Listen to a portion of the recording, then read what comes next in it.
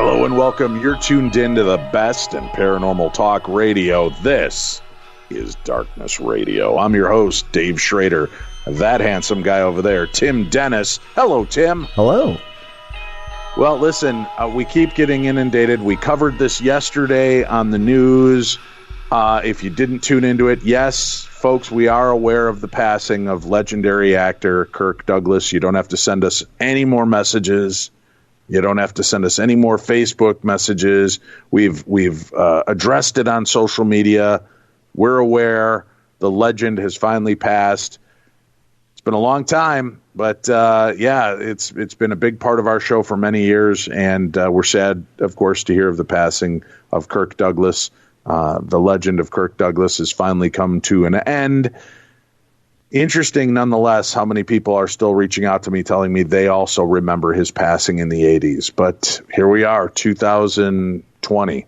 And it has finally occurred. Listen, folks, something exciting going on. We've been promising you this. Big news.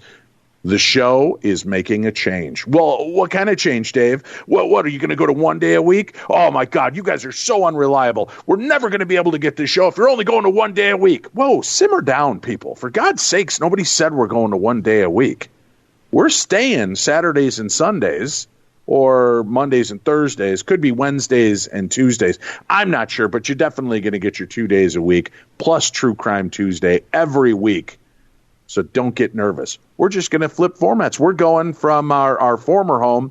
We're going to be joining Mid-Roll, and that'll begin the beginning of March. So keep checking darknessradio.com so that you can find links and make sure that you resubscribe and never miss a minute in the best in Paranormal Talk Radio. We will continue our journey. We are now 14 years in strong. We plan on making it at least another 16, so we can have a well-rounded 30-year run in Paranormal Talk Radio. So we hope that you will continue this journey with us and make the switch over. That begins in March. For right now, we will make all of these episodes available on YouTube. So you'll be able to hear all of the episodes we're recording in February available on YouTube and possibly other sources. So just keep your eyes peeled.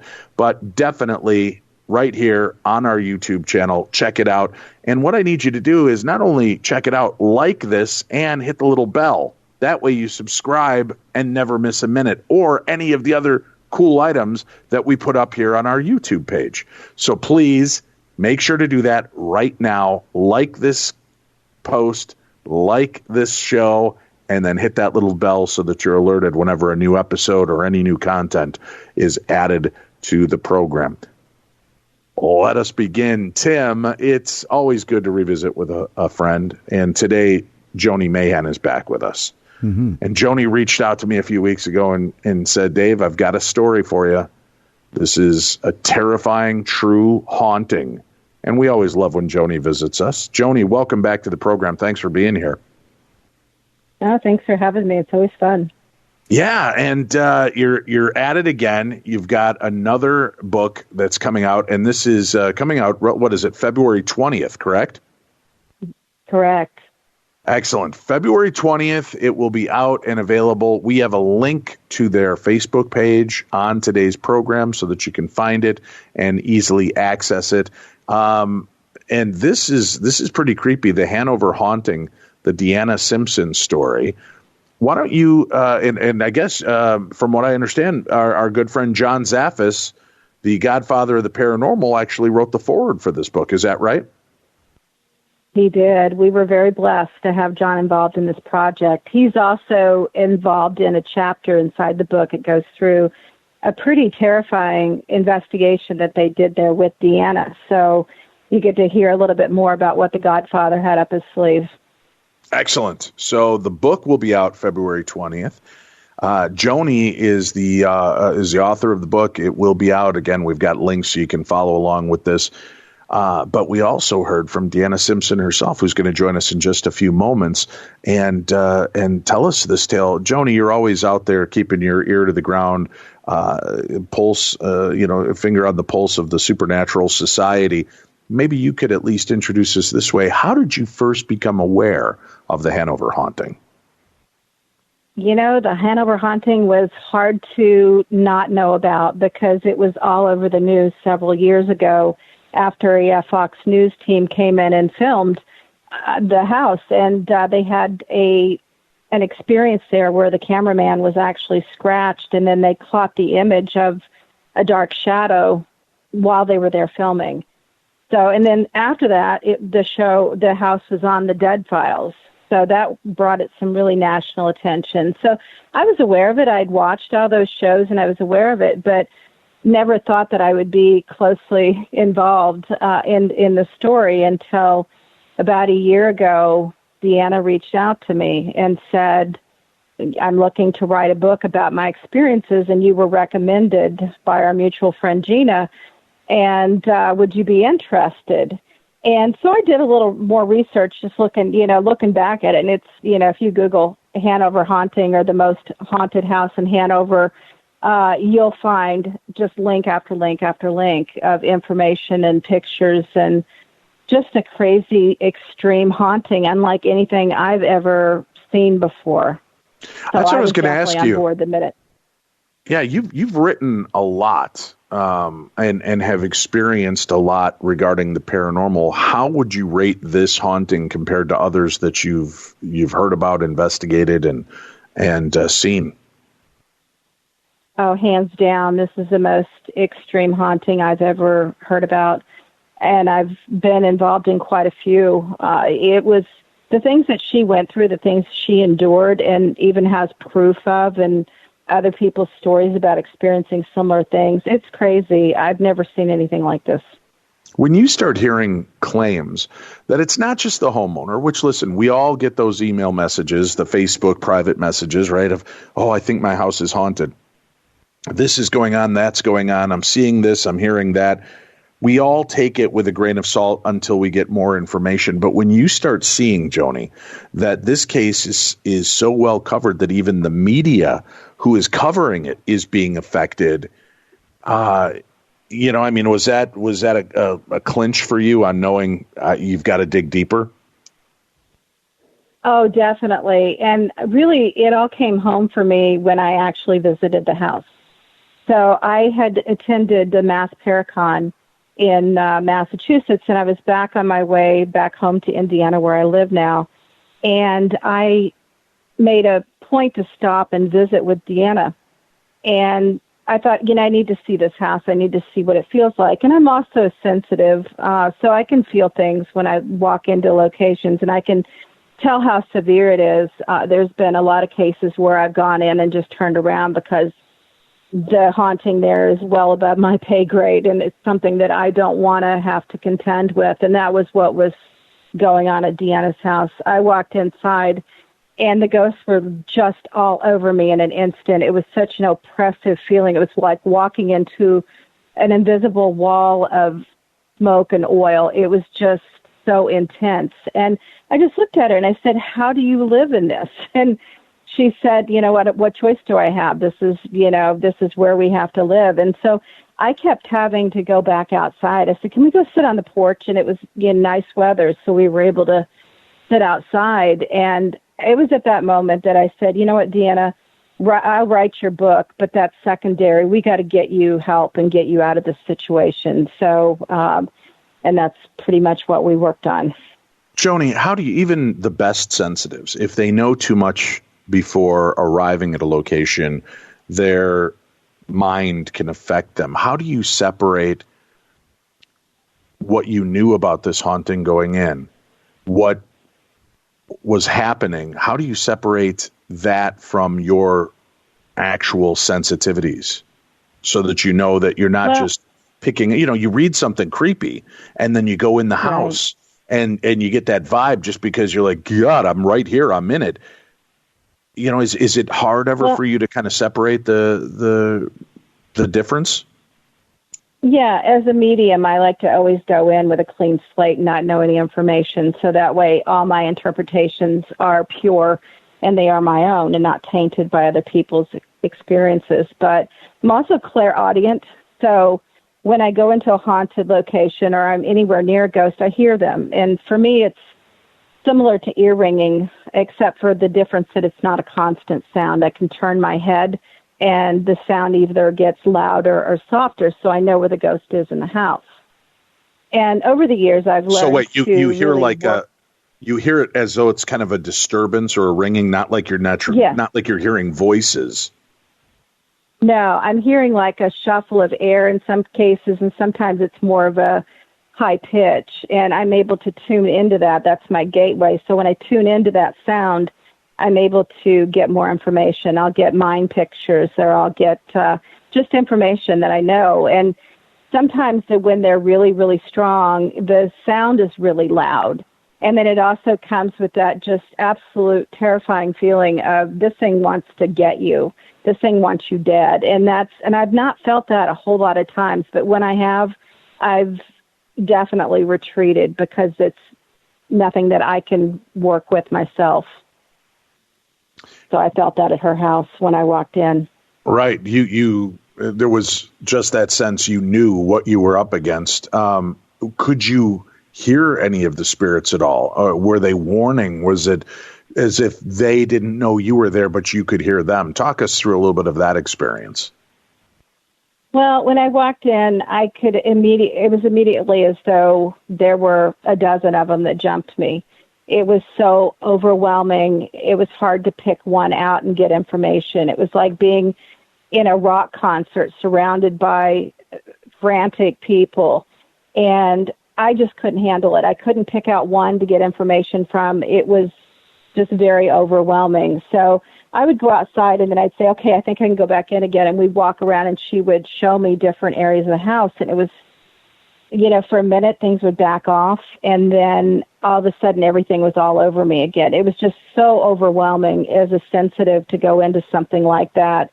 It was more than I've ever felt in one place at one time. And I've been to some really creepy asylums, old jails and prisons and, really haunted houses as an investigator, and have never felt that way before. Probably the closest I've ever felt was when we were at Waverly Hills recently, and we did an overnight investigation, and we were coming upon where the creeper was.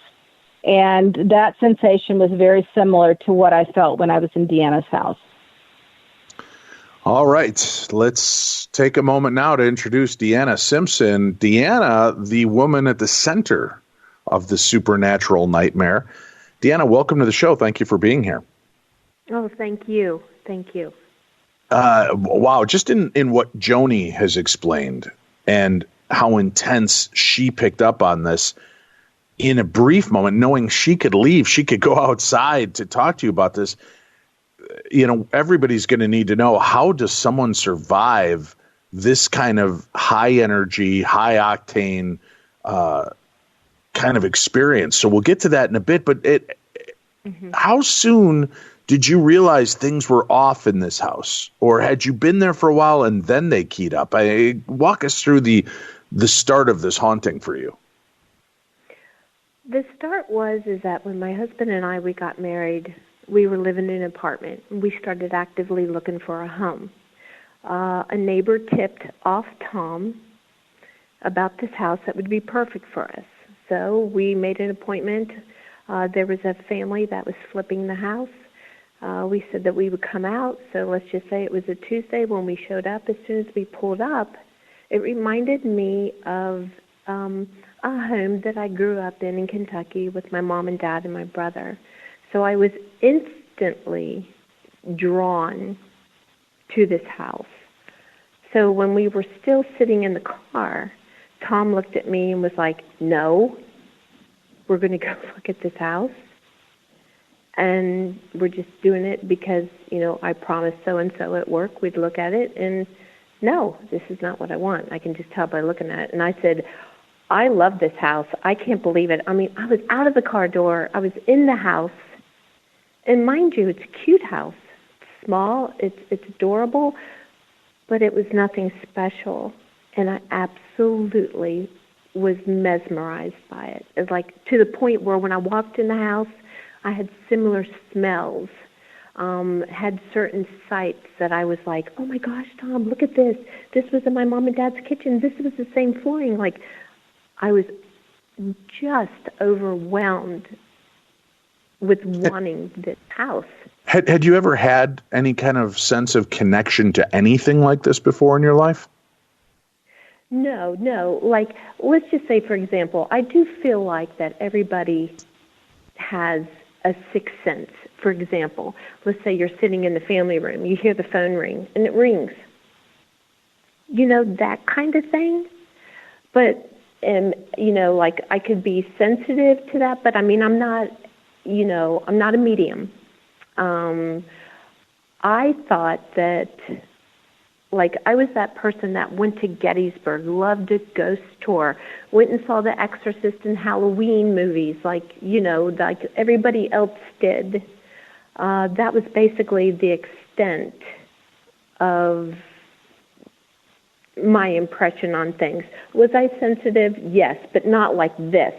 Not like I could see that this house was bad. Don't do it. But we had a lot of signs not to get this house. Yet you kept feeling drawn to it as though this house belonged to you and you kind of belonged to it. Immediately. It felt like when we got done seeing the house, I didn't even wait for the guy to give me the tour. I just started running through the house. I just went off on my own when Tom thanked him very much, and then we got in the car, and Tom was like, "What happened to you?" I said, "Tom, you got to place a bid. This is it." And he was like, No, we're going to keep looking. And you're right, David, I was so drawn to it that every night that I got off from work, I went back to the house. How did he react to your reactions to this? Was he unnerved by the way you were acting? Yes. And because was he feeling any kind of? I'm sorry. Go ahead. He was like, he says, "Put your poker face on. Calm down. Don't be so excited about it. We're not getting this house." And then I did just the opposite of what he told me to do. I couldn't contain myself. But yet he's feeling this isn't for him. Has he ever given you any indication as to why, or it wasn't resonating with him at all? Well, it wasn't resonating with him at all, period, but he would just be like, for Tom, there's certain things that you look for that would make you want to put a bid on a house. Right. And he was like, "It's too small. I don't want to live in town. It's a one-car garage." He was like, "DeAnna, I've never lived in town. I want to live out. We're just doing this, to tell Shirley we saw the house." And he's like, No, I'm just being nice. And I mean, every obstacle came up, like I said, why we couldn't get this house. We had just both went through a divorce. We knew that we wanted to share our life together. We knew in the future we wanted to get married, and we wanted a home to start our family. And every home that Tom and I had looked at prior to Maple Avenue, I was like, nope. And he was like, yes. I was like, nope, yes, nope. Until I saw this.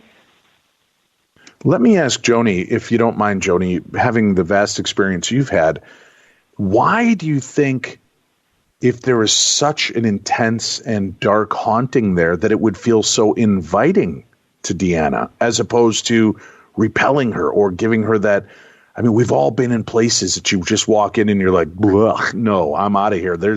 I don't know what it is, but I want to be out of this place. This was the complete opposite. Well, as John Zaffis said to us during his foreword, it was definitely a perfect storm. The land was absolutely saturated with negative energy. The house was filled with ghosts. And they wanted DeAnna. They saw her immediately as someone they could control, someone they could monopolize. She came to them very vulnerable. She had some bad experiences prior to Tom. She was an abused woman. They saw her as somebody they could mold and control. And I think they probably also saw the fact that she was a sensitive, but she hadn't really tapped into her abilities yet. So she was the perfect person for them to be in this house. And, mind you, several other people had made offers on the house, and all the deals fell through. So the ghosts were definitely pulling the strings. They wanted DeAnna. Hearing that now, DeAnna, how does that make you feel in hindsight? Is it disturbing? Is it comforting to know that the spirit realm wanted you there? What exactly do you feel at this point? At this point, ever since we fled the home and bought another home, it just made me feel vulnerable, hopeless. Can I stop you for a second there? Did Joni, were you just laughing? No. Tim, did you hear that? No, I didn't. Holy. I heard it. Right. I thought, because as Joni or as DeAnna started, there is a distinct sound. I thought it was Joni. It sounded like a woman coming over. Yeah. Right. A woman's voice laughing. Oh, my goodness. No, I didn't hear it. Oh, I've got the willies. That's crazy. That's crazy. Goosebumps. Yeah. All right. So I'm sorry. I was totally thrown off of the game there from your answer. So let me go back to that. How do you feel now knowing that they saw you, they marked you, and they knew they had to have you? I guess the word would be that I'm indebted to Tom. I owe him a world of an apology. I felt I was totally a victim. Did you hear that? I did. I couldn't hear what it said. Tim, are you hearing that in between, the kind of cutting in and out? No, I'm not. We'll have to play it back on recording because, and I'm sure listeners, keep your ears tuned during this interview. It sounds like a voice is trying to come through as DeAnna's talking. Go ahead, DeAnna. Imagine, you're starting over with your new life. You're in love. I have 3 children. My husband has 3 children. We want to mold our families together. We just want a family. And then I moved, I begged Tom. We're arguing about the house. I'm like, please, you have to buy me this house. So I took on full responsibility and ownership of this home that my husband didn't, want me for us to get. Matter of fact, we had just been through divorces. We didn't even have the money. I called my father. We didn't even have the 25% down to put on this house. I mean, were you aware of how obsessed you were at the time? No. And when I look back now, I was out of control. I was completely out of control. When Tom was like, well, there you go. I'm sorry. I can't get you this house. And I'm like, why? And he's like, well, because we've just both been through a divorce. We're just financially in the hole from it. We have to recoup. We're just going to have to rent. And I was like, like, nope. So I call my father. I send him pictures of the house. And I said, Dad, this home looks like when we lived in Struble in Kentucky. And he says, okay, I tell you what. You're starting your new life. I'm gonna gift you the $30,000. You can put down on the house. And when I came to Tom, I said, now what? I had no idea how obsessed I was. I got to the point where I just begged Tom. I said, I promise you, we won't make this our forever home if you don't want to. Let's just get in it. You'll feel differently. I promise you. You'll love it. Just give me a chance. And he was just like, all right, like, okay, honey, if it means that much. Well, I feel horrible. I mean, this house really put a lot on us, like, you think you're starting off your life. And it just started the nightmare. All right, you get the house. How soon after purchasing this house, and did you start to, well, let me reel it back for a second, because you said something interesting a bit ago, and I'm sorry I got kind of derailed by the weird voices and noises coming through, but you said that there were signs that you shouldn't have taken this house. Can you walk us through that? What were some of these signs? One of the examples is whenever you walk through a home, I looked at the man who had bought the home to flip it. And I said, do you mind if I take pictures?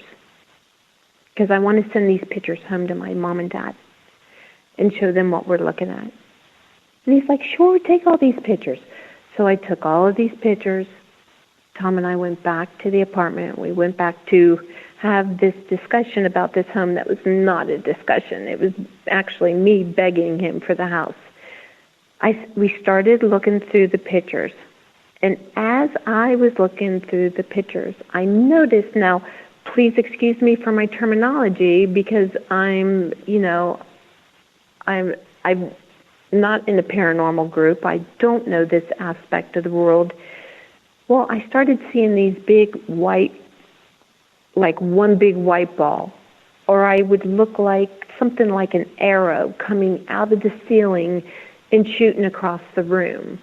Something that looked like smoke.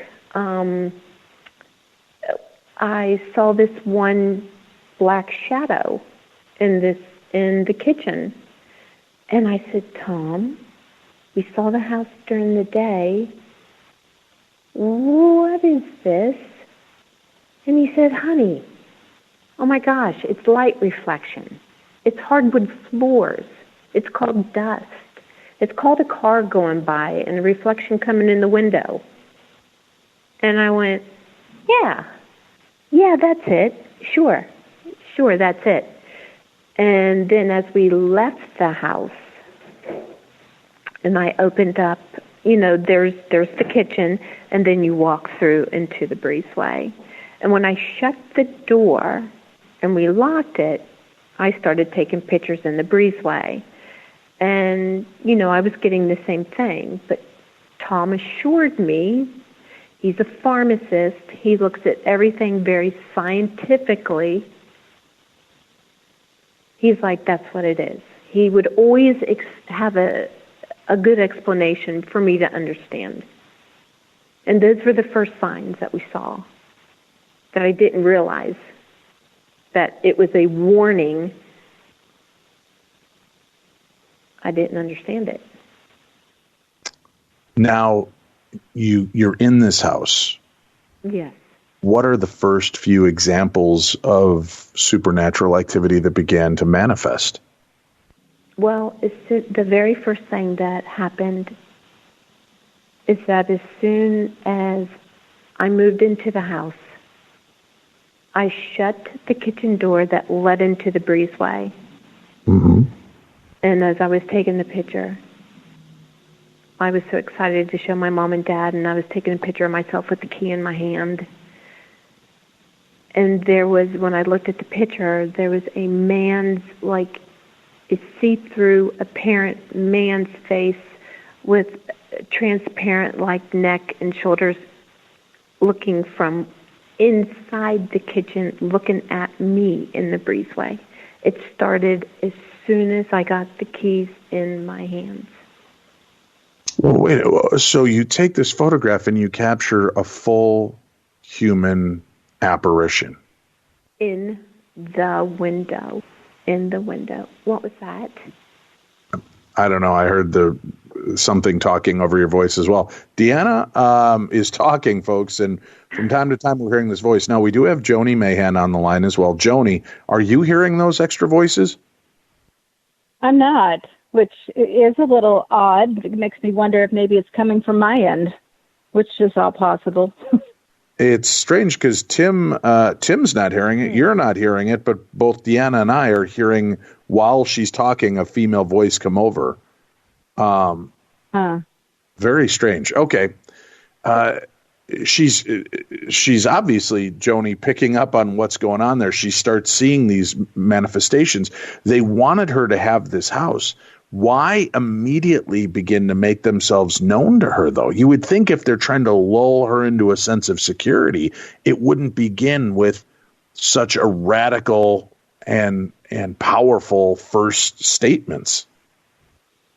Oh, I think the minute they got her in that house, they knew they had her. They had control over her because they were pulling the strings from that point forward, not allowing her to leave, not allowing her to make the decision to get out of the house. So I think they were delighted. They finally got what they wanted, and they started in on her immediately. I mean, in most cases, a haunting starts really softly and slowly. You might hear something that you can't explain. You might see something out of the corner of your eye. And in her case, it really just started immediately. It didn't, they just jumped in and took the reins. Okay, DeAnna, you've got this first apparition caught on film. Are you hearing anything in the house? After we moved into the house, and like I said, Tom's a pharmacist, so he works a lot of long hours, leaves early in the morning, doesn't get off until, 9 o'clock in the evening. It's not unusual for him to do a 12-hour day. So what had happened is once we moved into the house and got everything moved in, the whole atmosphere from that, me being ecstatic to like out of control, like my dream home, just instantly felt like I wasn't sure if I did the right thing. I started to question myself about getting this house, if it was the right thing to do. Did I do the right thing? Right. I started to, as I was unpacking, as the day went on, I always had that sense that somebody was walking up behind me. When you get that feeling that you know somebody else is in the room, mm-hmm. It started like that. It started kind of subtle, like you would do something and you had that feeling that would make you just shiver, like right up your back. And you would turn around and be like, whew, that's weird. And then I would just logically say, well, it's something new. I've had a lot of new changes in my life. Mm-hmm. Got divorced, started a new job. Now it's a new house. So you're just deconstructing it, trying to make yourself more comfortable. Sure. I'm trying to logically try to explain to me why I'm anxious. Well, folks, this is the start of something much darker, a nightmare of epic proportions. We'll dig deeper into the story. Stay with us. You're listening to the best in paranormal talk radio. This is Darkness Radio. This message brought to you by FEMA. Home fires occur most often in winter. Keep anything that can catch fire at least 3 feet from heating equipment. And never use an oven to heat your home. Stay in the kitchen when frying, grilling, or broiling food. Turn space heaters off when you leave the room or go to bed. Make sure all vents are clear of snow and ice to allow carbon monoxide to vent outside. Have your furnace, heating system, and chimneys serviced each year by a qualified professional. Learn more at www.usfa.fema.gov. Every 2 minutes, an American is sexually assaulted. Be the someone who gives their time. Be the someone who lends an ear. Be the someone who takes a step. This is Christina Ricci with RAIN, asking you to join the fight against sexual violence and volunteer in your community. Log on to RAIN.org, that's RAINN.org, to learn how you can be the someone. This message brought to you by the Rape, Abuse, and Incest National Network and this station. We're back. This is Darkness Radio, your home for the best in paranormal talk radio.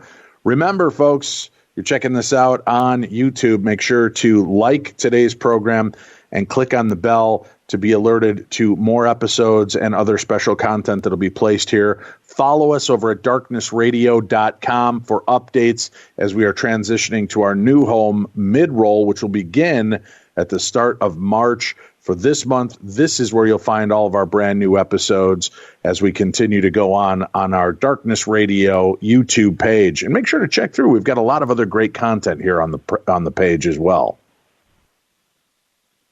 DeAnna Simpson, Joni Mayhan, our guests, The Hanover Haunting. That's the name of the book. It's coming out February 20th. We've been hearing some of the beginnings, the stirrings of this. And as Joni told you, she's never had an experience or seen this strong of a haunting before. John Zaffis weighed in on this. Now, when you reached out to John, Joni, to discuss this, even though you'd been there, you'd heard parts of her story, you were there for yourself. Were you surprised by John Zaffis and his feel towards this property as well? Yes, I was, because, as you know, John has a 46-year career. He's been all over the world investigating the paranormal. And for him to say this is an extreme haunting, and his advice to DeAnna during the time was, you need to get out. This place isn't safe. It will kill you. Then you know that it is an extreme haunting if it makes John Zaffis say something like that. Good God, it will kill you. Now, how long into your experiences there before you started reaching out for help, DeAnna? I started talking about it to the girls at work, so I was probably only there for about 6 months, if that. When I started telling people at work if they believed in ghosts, I tried to get a feel for the girls. It was uncomfortable for me to talk about, number one, because I didn't know how starting a new job and how these girls would react to me. Right. And, it's bad enough of what was happening in the home, but I didn't want people at work thinking, oh, my gosh, what's going on with her? Then this one girl tipped me off at work, and she told me about a group that she recommended, and I called them. So it was probably within 6 months that I had somebody in there. And even at that point, it was uncomfortable as I had to address this to Tom because a lot of things had happened which led up to the 6 months what made me make this decision to contact somebody. And Tom made it clear, I want no part of this. I'm going to go out with my brother, get some barbecue chicken wings and have some few beers, and I'm out of here. I don't want any part of this. Has he had any experiences up to that point in the house? Or has he, but he's dismissing them as trying to make logic of the situation? The first 6 months, Tom at that point had not had any experiences. He was hearing me express my concern of the stories that I would tell him when he came home. And he just looked at me like, well, what are you saying? Well, what are you trying to tell me, D? And I was like, Tom, I think the house is haunted. And then he just kind of looked at me and he just said, well, D, you wanted this house. You had to have it. And now we're here. And he said, that's just how it is. Because see what had happened, David, after we bought the house in 2007, the market took a crash. So we paid $218 for it. Right. And then the market took a dive. And at that point, I had not asked Tom if we could move yet, because I knew at that point I would have really been pushing him to the extreme. Were you noticing a personality change in your husband? Not just irritation because you had to have this house and now you think it's haunted, but was there any other aspects of your husband's style and personality that began to shift at all? Yes. How was he becoming? Well, Tom's really a jokester. When he walks into the room, he's the life of the party. Tom is very well known. He's been a pharmacist for 40 years. He's got a lot of friends. We really socialized a lot. We were going out. We were going here and there. to all of a sudden, Tom started feeling really tired. And as we would be talking, he would, walk in the door, and it was no longer starting to get those hugs and those kisses, and he was starting to become agitated. He started to become a little bit more snappy, and I'd be like, "Hey, what's the matter? Why are you snapping?" Right. And then he would he would get himself in check, and he'd be like, he'd come up to me and give me a hug, and he'd just be like, "Oh, I don't know, Dee, it's just got to be work." And I'm like, "Yeah, well, it's something you've done for 40 years, or is there anything?" No, it's just fine. Let's just not talk about it. Let's just watch a movie. Come on. So, yeah. So he's trying to make the best of the situation, but it was wearing him out. Yes. And what I didn't know at the time, he was taking on all my burden, because I'm expressing to him about all the new happenings and things that were happening to me. Right. And then plus he was feeling oppressed just because of the house, and it was just too much. It was just the beginning of what was yet to come. All right, so you've got these slow steps. It's beginning to physically and emotionally wear down you and your husband. You're capturing in photographs this image. Now, what did your husband make of the image of the man in the door? Were you reluctant to show him that, or did you eventually let him see? Initially, I let him see. Initially, he always was really quick to have an answer. Then it got to the point where he would just be like, "I don't know, Dee. What do you want me to say? I can't explain this. I have no idea, okay?" And then he started getting snappy, which was not Tom. And then it got to the point where I just took this all on myself. Like, for example, I told Joni, we bought the home in February. We had an Indian summer day. So I took my rake, I went out into my yard, I started raking the yard, and then all of a sudden, now we live on a corner lot, it's pretty large, Maple and Monroe.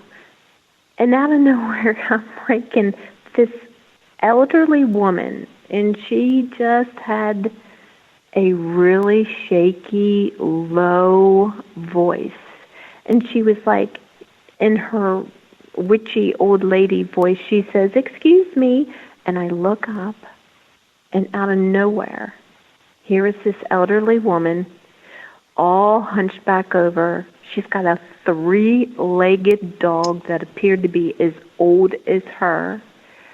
And then she's like, "Oh, good day, darling." And I looked at her, and I was like, "Ooh, like, where did she come from?" And she says, "How are you?" And I was like, "I'm fine." She's like, "Well, good luck to you, dear." And I went, "Good luck to me?" And I had my gloves on, my garden rake, and she says, "Yeah, did you know there was a boy that was murdered in the basement?" And I went, whoa, wait, excuse me, ma'am, excuse me. I rip off my gloves, and then as I'm taking off my gloves to go put down the rake, she's like, "Good luck, you're going to need it." I looked up, she was gone. No. She was completely gone. All right. Now, Joni, you hear a claim like this, and there's a boy murdered in the basement. Were you able to uncover any proof of this scenario? Some, but as DeAnna found out, some of the relatives still lived in town that were related to the previous owners, and she was able to get some information about the story and confirm that it happened, but people did not want to talk about it. She was actually, to a point, threatened not to dig any further into that story because there was a lot of cover-up. There were a lot of secrets. This happened back in like the 50s or 60s, and people didn't want to talk about it. So it was hard to get information on her end. Wait a minute, DeAnna, they were essentially threatening you for trying to push further and get more information on this case? Yes. What had happened is, yes, I went to, let's just say without saying names, I went to the local library. I went into this special room that has all these documents of everything in Hanover. I went to go ask this woman who was a volunteer in this section, in this historical section of the library. And I gave her my address, and I explained to her that I was told by locals that there was a child spawned off through an affair through one of the owners. He had Down syndrome. He was living with the father, and the uncle was molesting this poor boy. So, we were also told that boy would pick up your local kitty cat, that if your little kitty cat came into the yard, he would pick it up and throw it alive in the burn barrel. Oh. So, the same day that the boy, coincidentally, they said, mishandled a firearm due to his disability, mm-hmm. the uncle went to New Oxford and blew his head off at his sister's house. So the boy dies. Then the kid that may have, or then the man that may have been molesting this kid ends up taking his own life as well. Yes. So to get back to the library, I was told the volunteer of this whole story I was hearing from locals. And then she says, come back in a week and I'll have all your answers for you, because I grew up here. And then when I came back a week later, she was waiting for me at the Historical Society, and she told me she was not going to help me. And if I knew what was good for me, I would leave this alone. And she says, you don't know what you're getting into. Drop it. And was she as venomous as that when she was talking to you? I mean, the way you're portraying it, It was very, almost sinister. She walked off. She just walked off. And I just said, okay. This is not my hometown. I'm an outsider coming in. I want no trouble. I'm already having enough trouble with my home, the haunting, establishing a comfortable relationship, trying not to rock the boat with Tom and everything that was happening to us in our life. I just went, okay. But I did go back to the Historical Society, and I tried my best to look up every and any information that I could. But it's hard to find the boy, because it was spawned off from an affair, is what the story goes, to a mistress. So the child had her name. So I started going to doorbell, ringing the doorbell. I didn't care. I needed to know. I was very aggressive about it. And tried to talk to some people. Some people they looked at me like, you're a Fruit Loop. You're a freak. Like, I don't know anything. All right, thank you. Bye. Boom. Shut the door. How did your husband feel about you uncovering these dark secrets about what took place in your house? It was agitating him even more. He wasn't excited about it at all. When I went to go tell him, he was just like, Dee, what's the point? What are you trying to say? we're stuck. We're here. We're top heavy. Just get, and then he's like, just get the house blessed, okay? What do you got to do? What do you need? What do you need from me?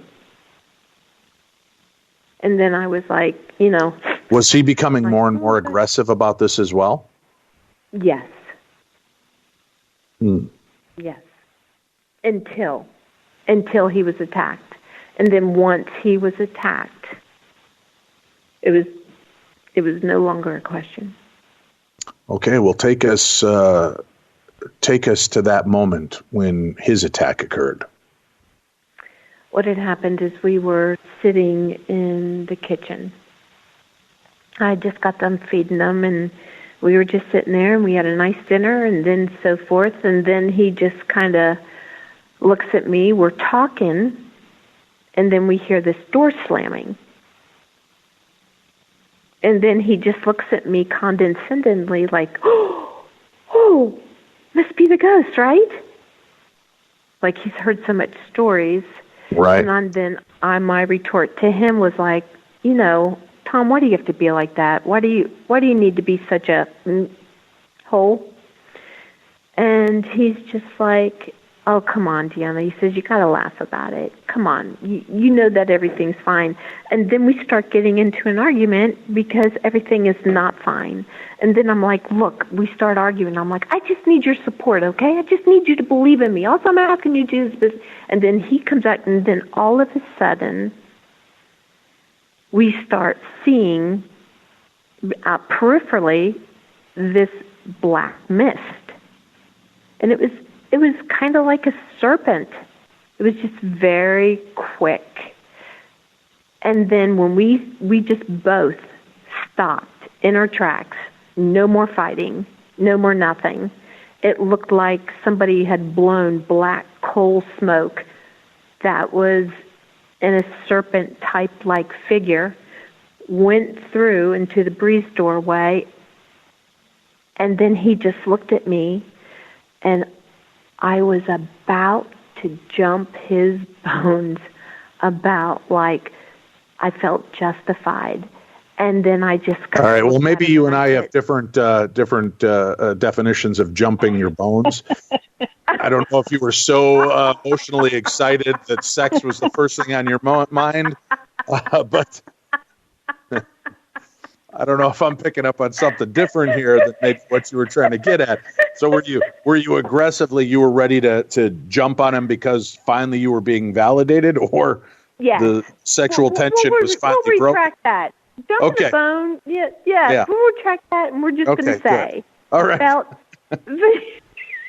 Going to say, Tim, I've been with a lot of women. When they're frightened, jumping my bones doesn't seem to be the first reaction. Well, with the exception of horror movies, Dave. I mean, That's right. Yeah.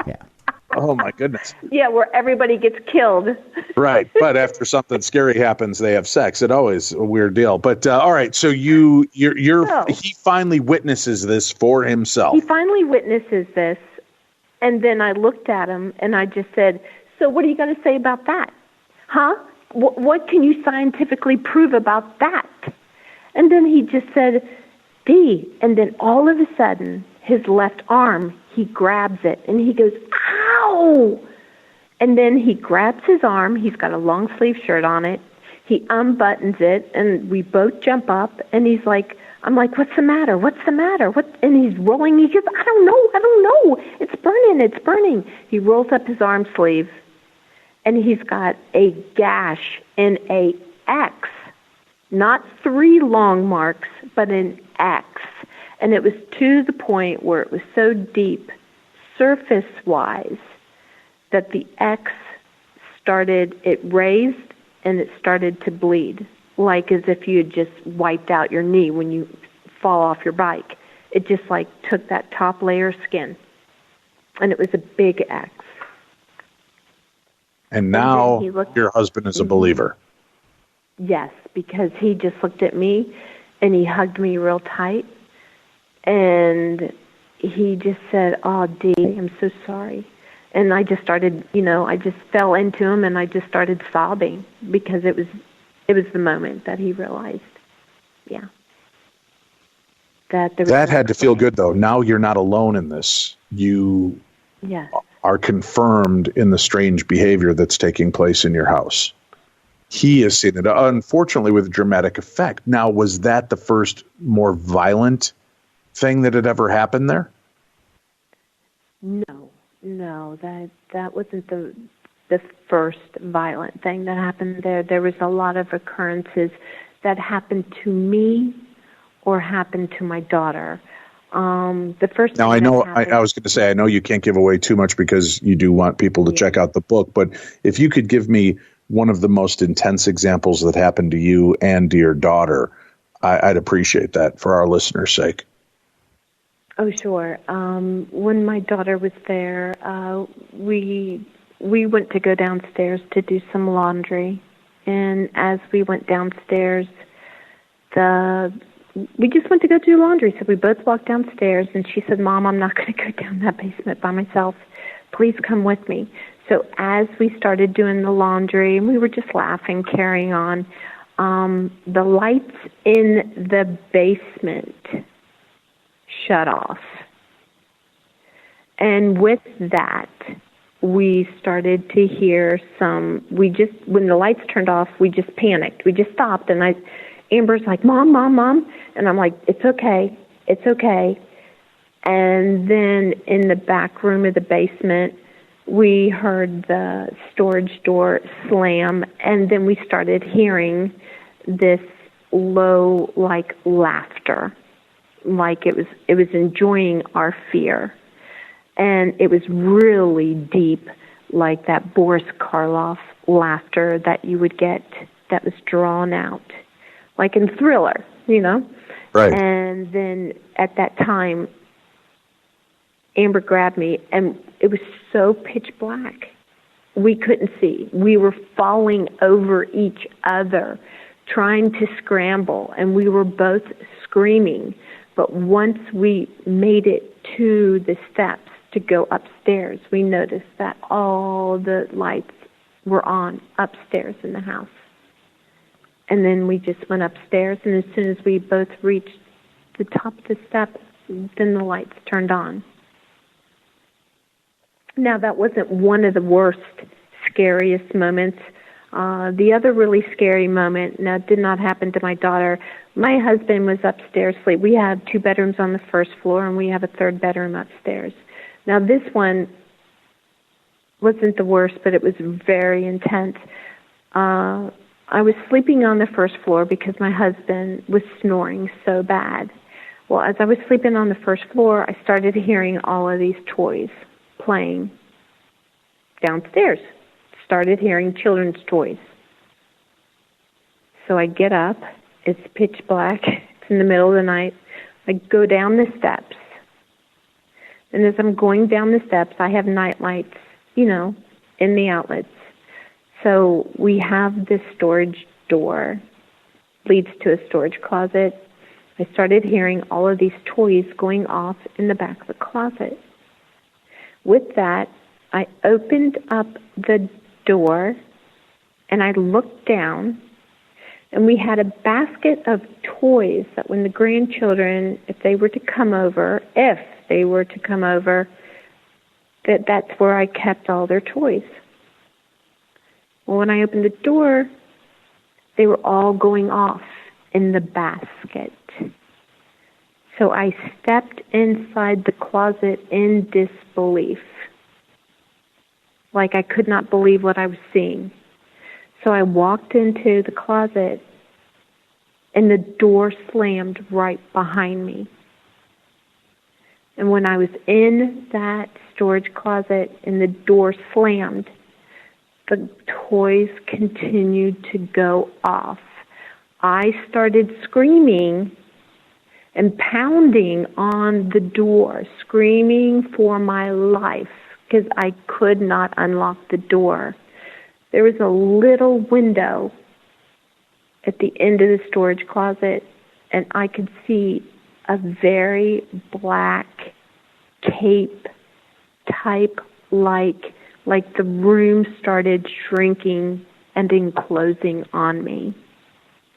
I just started banging and banging and banging and kicking, and this big black thing, cape, just got closer and closer, and the toys sounded louder and louder, and then finally, I just fell down. I just got on my butt, wrapped my arms around my knees, and just started screaming and sobbing and praying to God. I just started praying, make it stop, make it stop, make it stop.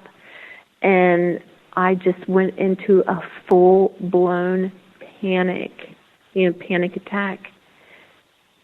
And right when I gave up, then the door just opened. Joni, do you think that what DeAnna was dealing with was spiritual, like a ghost, a disenfranchised human soul? Do you believe that it was something demonic, something malevolent, like an elemental? What exactly do you discern from this information and these type of, I mean, it's easy to jump to the demon side of things, but if there was human loss of life there, somebody that had been tortured and treated poorly, and the abuser killed himself immediately as well, it kind of opens up many different doors. Yeah, and the haunting was so extreme, so diverse. There were so many different ghosts there. You know, as we got into this, talking about the story a little bit more, DeAnna told me the former homeowners were haunting the house as well. She had some experiences with them showing up at the side of her bed. I think that I don't think there was anything demonic, although a lot of people came in, felt that there was something demonic. But there was also something that in that basement that was really attributing to the haunting, and that's a portal. Many people would come in without the knowledge and would feel that. People, sensitive, psychic mediums. As she got into it, she started inviting more and more teams in to try to help her get rid of the haunting, or at least learn more about it. They all felt the portal. So everything was coming in. It was like an unlocked door to the spirit realm. And so who knows what came in. Some of them stayed, some of them left. It was becoming a ghost hotel pretty quickly, and they were drawn by that negative energy that's just saturating the land in that area. You know, as DeAnna was doing research, she learned that, there's been a lot of suicides, a lot of murders. The land goes back to, the stories about the land goes back to the 1700s, where there were land disputes and someone was murdered right on her property.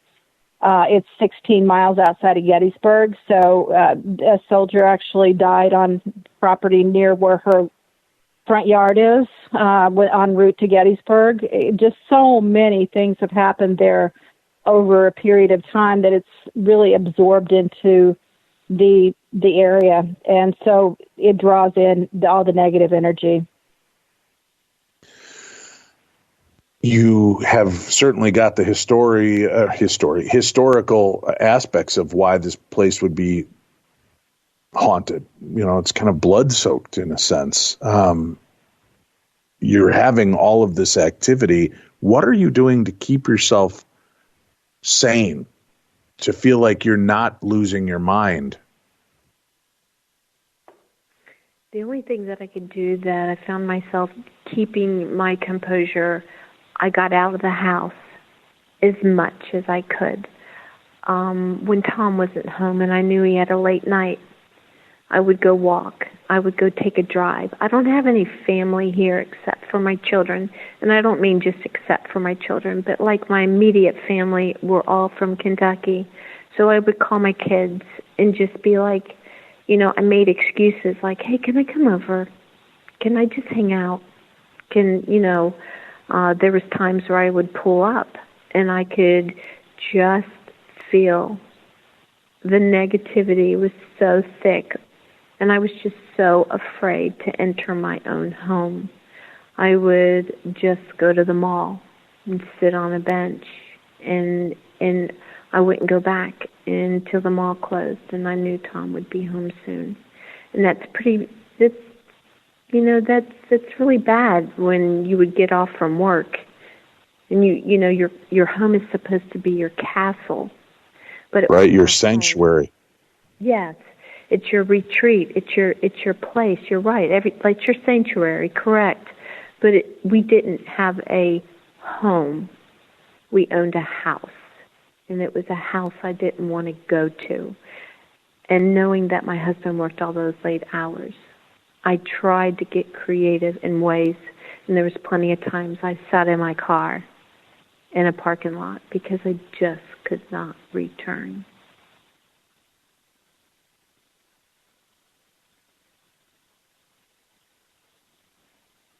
So it was tough. So your husband, up until that moment of his attack, he just wasn't a believer. Yes. And then he started to see things. Yeah, once he had that attack, what type of things did he begin seeing?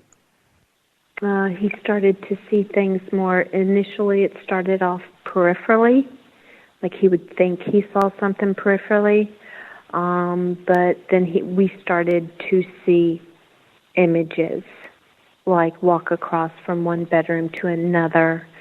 We started, like if we were upstairs sleeping, we started both hearing, Tom started hearing a child crying, and he'd be like, oh, that might be Amber, won't you go check on your daughter? Because my daughter that was 22 came to live with us for a while. So then, so when I went downstairs to go check on Amber, she was sound asleep. And then when she was sound asleep, there was no, since she was sound asleep, I noticed that the cats were digging at the ground. Like my two cats were like trying to cover up, like as if they were in a litter box.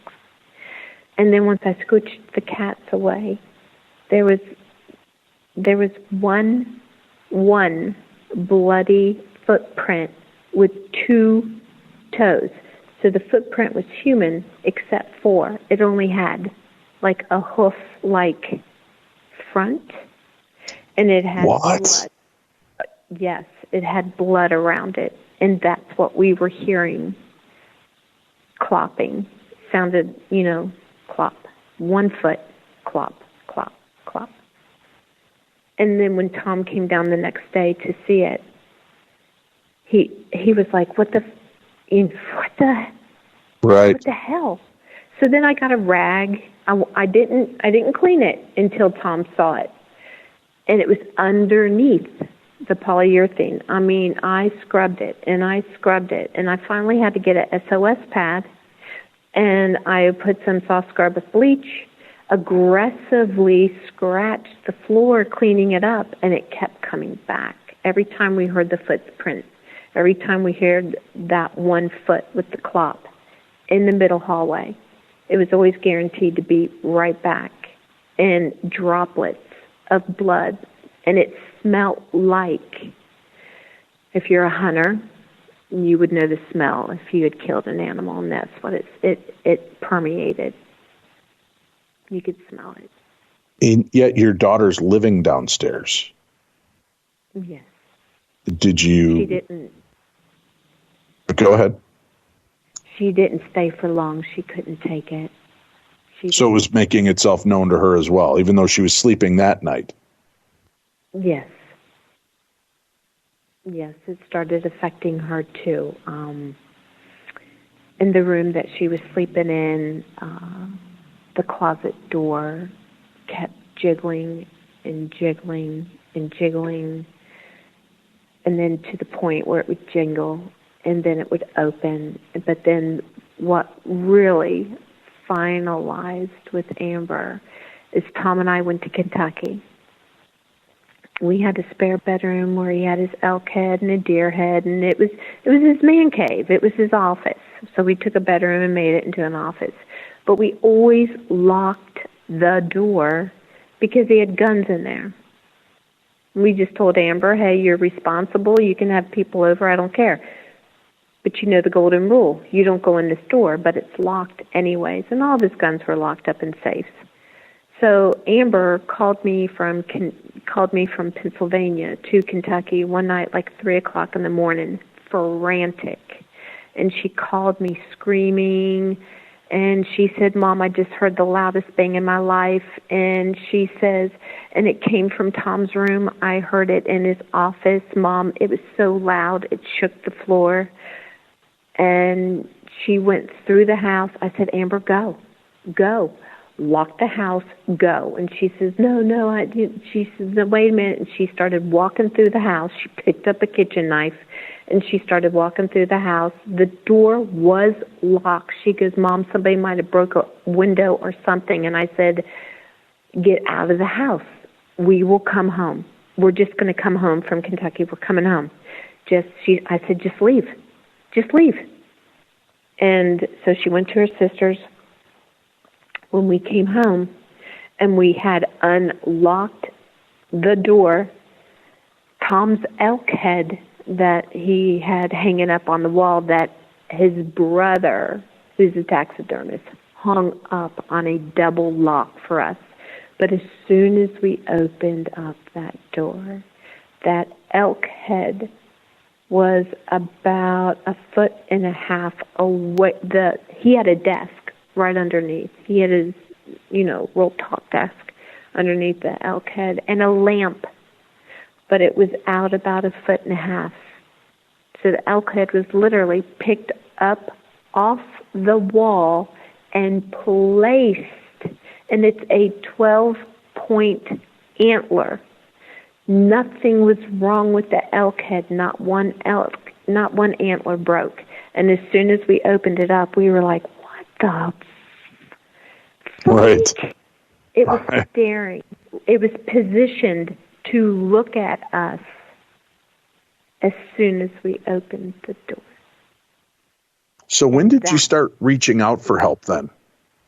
Oh, I was reaching out for help continuously. The more doors I saw slam, the more kitchen doors I saw slam. We started hearing gunshots in the house going off constantly. We were getting foul smells of fecal, of urine, witches' laughter. We were getting deep growls all the time. And Amber just said, Mom, when we came back from Kentucky, she was just like, I love you, Mom. And she was crying. She says, but I can't live here, and you have to get out. Mom, you have to get out. So that was a really emotional impact on me when my daughter had to move out. And that's when I was just constantly beating Tom down, just trying to beat him down, like, move us, please, we have to move. And it just continued, David. I just would say, okay, well, then if we can't move, I'm having another group in. I'm having another medium in. I'm having another warlock in. I'm having a priest in. I'm having a Reiki healer in. Tom, I wouldn't stop. And he was fine with that? Oh, he was so not fine with that. We were arguing about that. Joni, now, do you think there's any chance that by her bringing all these different organizations and groups and practitioners in, that it was actually facilitating the haunting to get worse? Oh, so it definitely was making things worse, yes. Okay.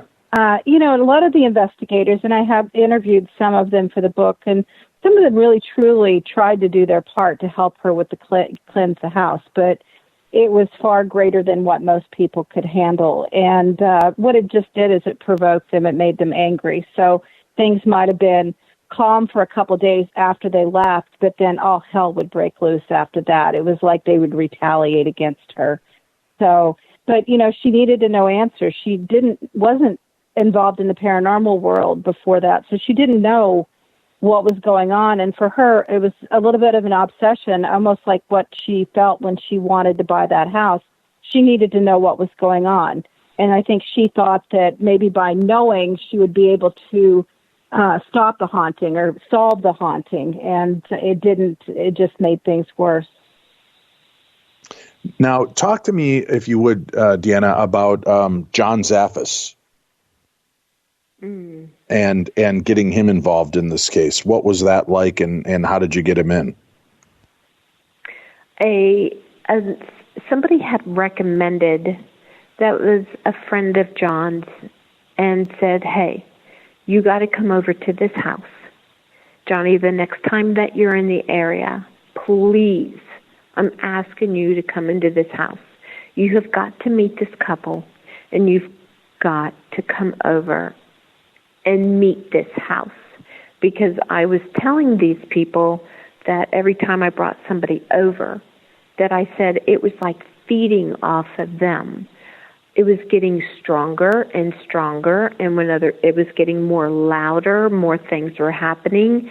And, the last incident was when I was going up the steps and pushed me down the steps, and I had a hairline fracture on my tailbone. And then when John came out, finally my friend brought John out, and when John came out, he just came in the house, and he just got real quiet. He took a deep breath, and mind you, like Joni said, I didn't know about the paranormal, and when he just came in, he took a deep breath.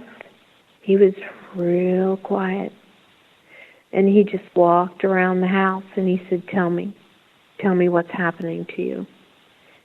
He already knew. It's like as if he knew, and he says, tell me what's happening to Tom. What's happened to an animal here? What's been going on? And he said he would be out for an investigation. And that's what he's done. He's been out a few times for an investigation. What type of activity did he have show up while he was there? Oh my gosh. Okay, so when he came out, what do you call it? An ovulus. Right. He had an ovulus with him, spirit box. Mm-hmm. And right away, it just came right through. It started laughing. At one point, it sounded like a storm of voices, as if it was like, like a pregnancy, like amniotic fluid. Do you know, like when you hear a pregnant woman's ultrasound, it's like, Right. You could hear all of these voices, like, help me, and then it started talking in different languages. And then there was languages that we weren't sure what they were, and they were just saying one name, and they were like, he's here, shh, gotta go, can't talk, Diablo's here, Satan's here, Lucifer, and it started talking in Pennsylvania Dutch, started talking in other nationalities, and John was like, just putting his hand over his face and going, oh my God. And it started to challenge John. It started to talk about his uncle.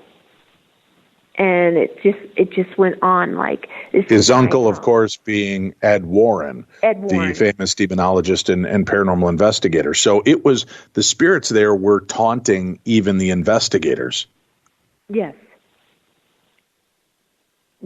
And when John told it something, it would laugh and say, no, go to hell, F you. Yeah. And his thoughts were, you need to get out of this house. But was anybody trying to shut this thing down, get this spirit out of your house once and for all? Without saying too much, because it's in the book, it was best that I moved.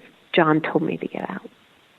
That he said it was ancient, and that's all I can say at this point.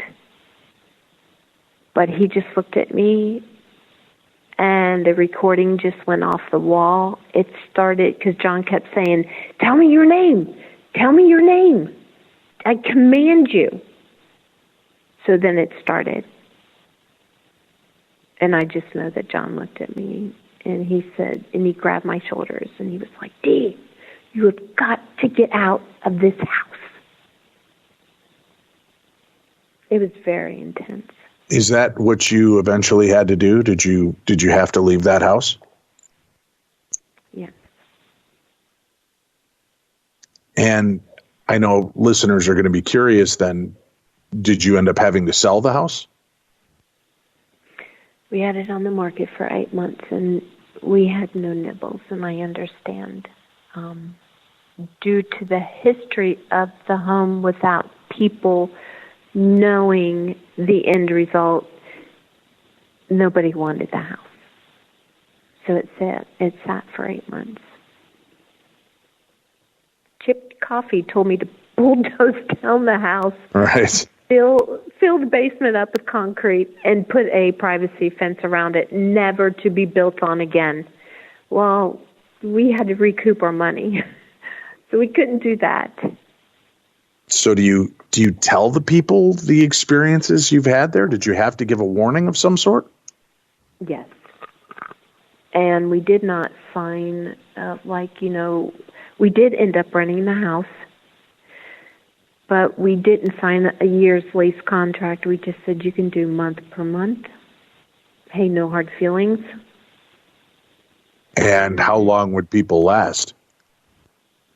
Well, let's find out. It's lasted now for a month, and they've already been calling and saying, have you ever experienced this? Huh. Did you ever have this happen to you? And then I'm like, okay, here we go. It's the beginning, the start of the beginning. But now let's just say this. They are not getting anything that I would have considered malevolent, because that did not happen initially. But the house has been taken care of, and so far they're just getting things that you could live with. I can probably jump in here. Yeah, please, Joni. Explain a little bit.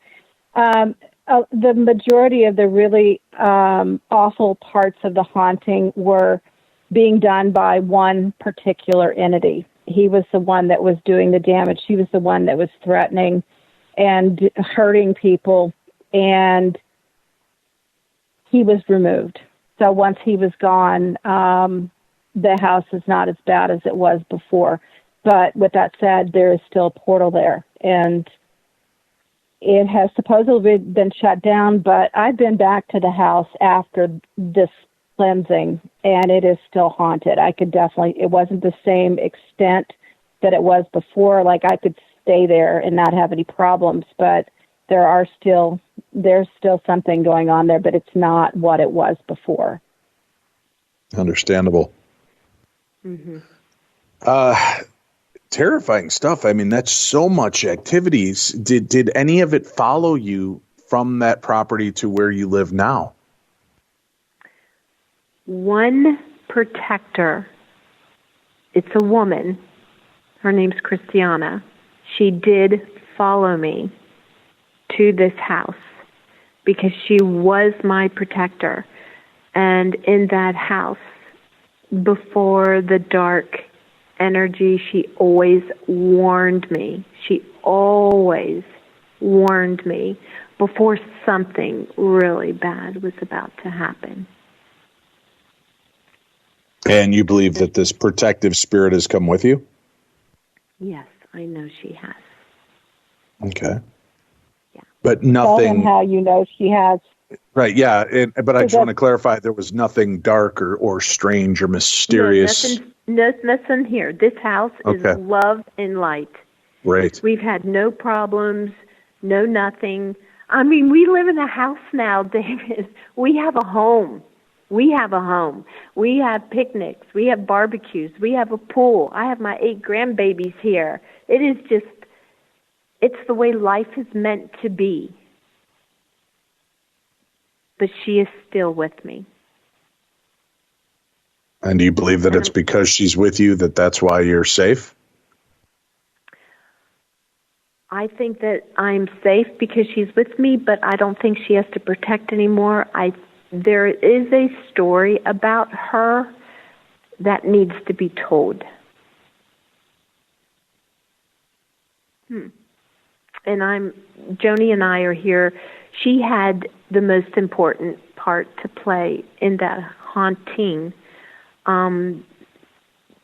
that happened to her, that by the dark energy that was attacking the family. And she's with me because this is a story that needs to be told. It's the only way she's going to be free and be able to be freed. Joni, can you give us a little bit of that information of what it was like for you? Yeah, the whole Christiana story really weaves through the book because, without giving a whole lot away, Christiana was also abused.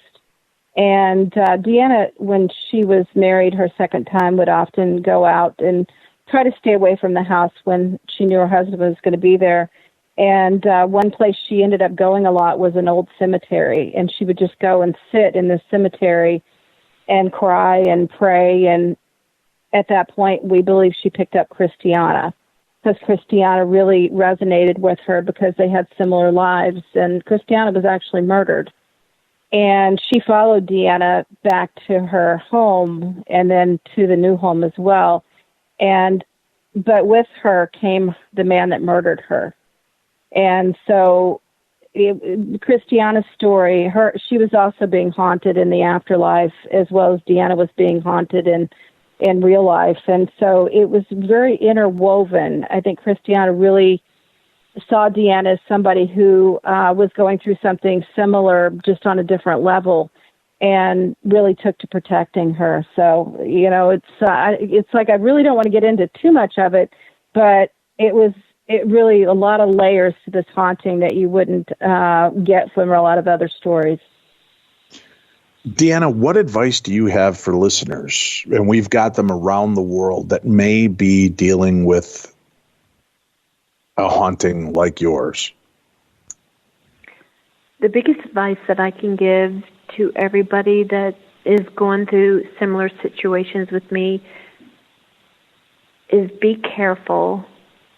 Don't panic. Don't flee. Don't just start taking in everything and feeding it, making it worse. Don't acknowledge it.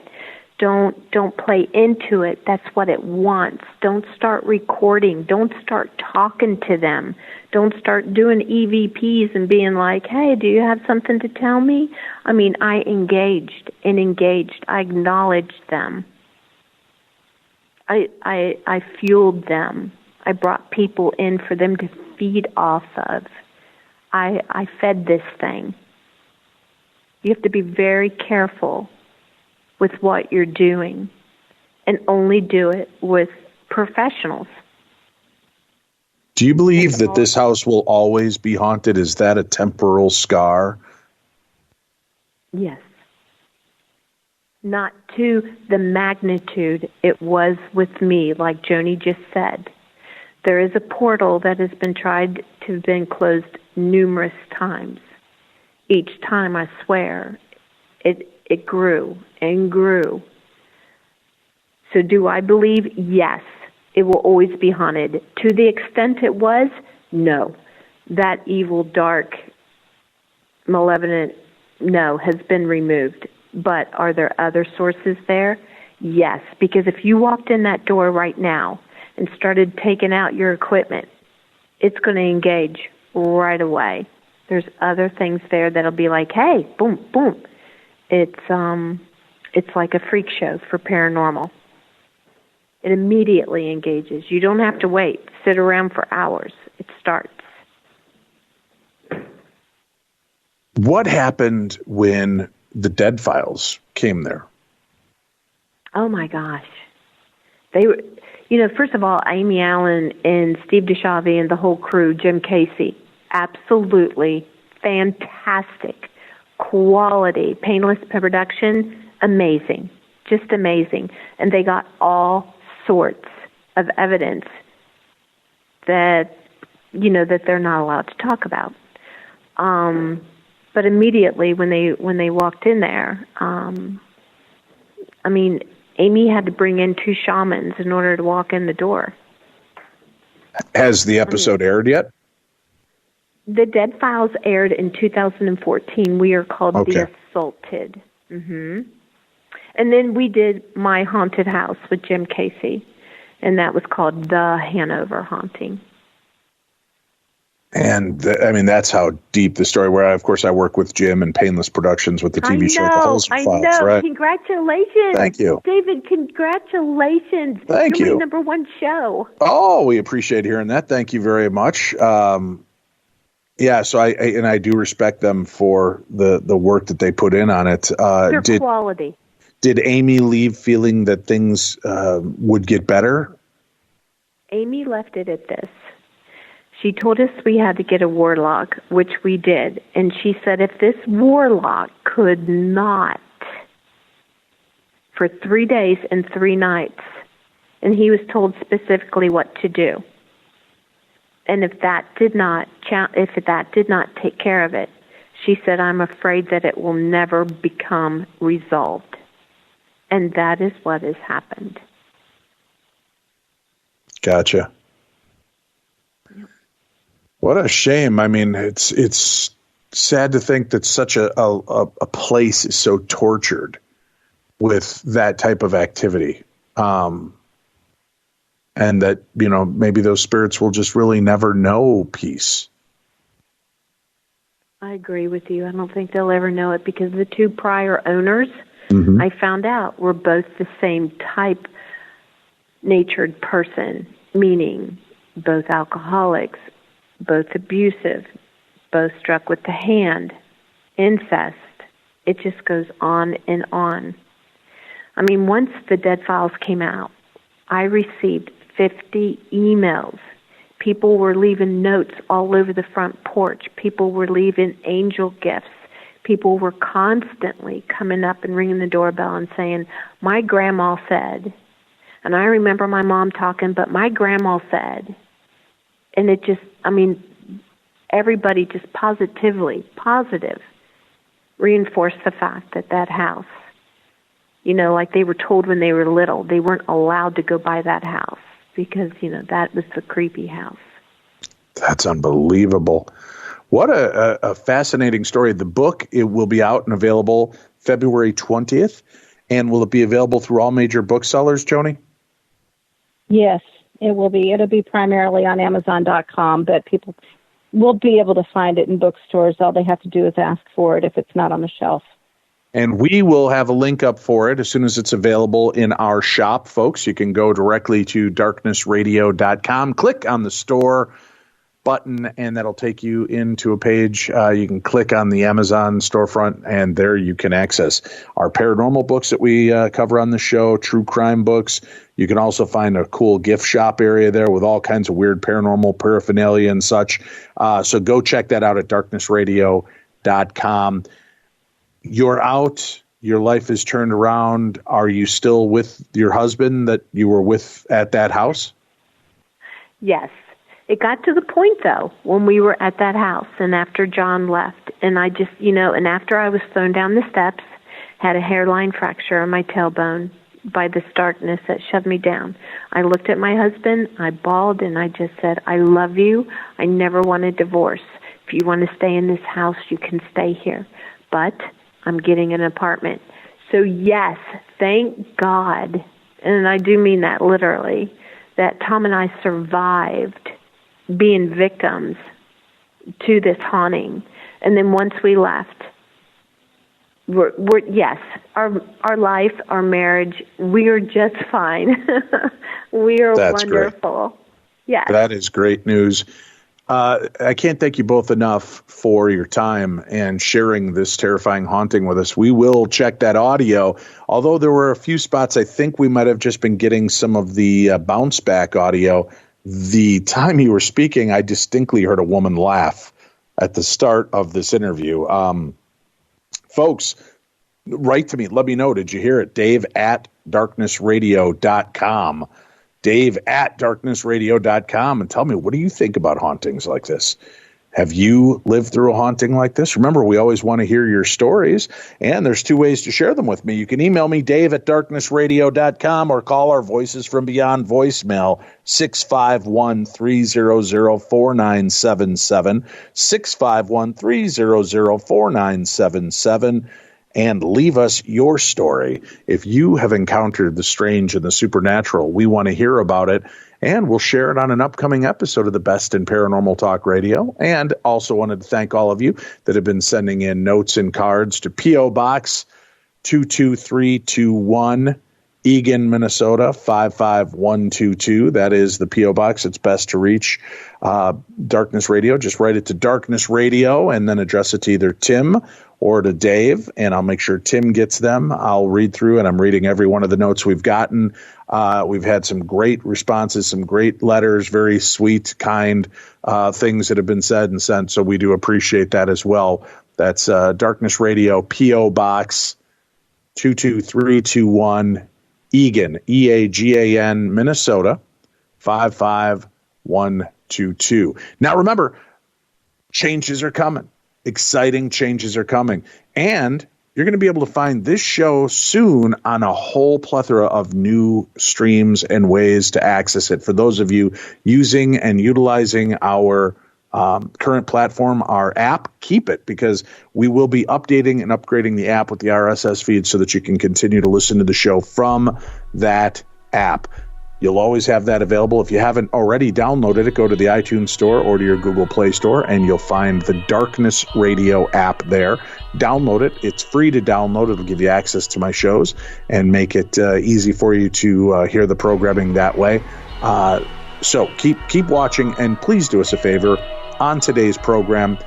Do us a favor, like it here on YouTube, and then hit that little bell so that you're alerted for other special episodes we'll be posting up, and keep you up to date with other cool content that we put exclusively here on the Darkness Radio YouTube page.